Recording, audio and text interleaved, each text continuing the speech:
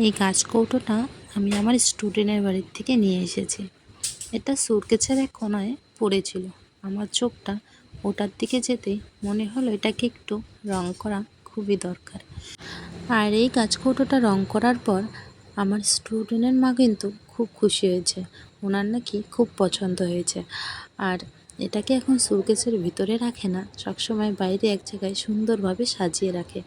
আমি যখন টিউশন পড়াতে যাই তখন দেখি কি সুন্দরভাবে আছে এই গাছকৌটোটা। সত্যি বলতে আমার খুবই ভালো লাগে। আর এখানে গাছকৌটোটাও সম্মান পাচ্ছে, আর আমার হাতের কাজটাও খুব সম্মান পাচ্ছে। তো আমার গাছকৌটোটা কেমন হয়েছে তোমরা সবাই আমাকে কমেন্ট করে জানাবে। তো দেখো আমার গাছকৌটোটা প্রায় রং করা কমপ্লিট হয়ে গেছে। তো কেমন লাগছে সবাই কিন্তু কমেন্ট করে জানাবে আমাকে। আমার তো ভীষণই ভালো লেগেছে এই গাছকৌটোটা রং করার পর। আর এদিকে গাছকৌটো রং করার পর আমার হাত পায়েও রং করে দিয়েছি আমি।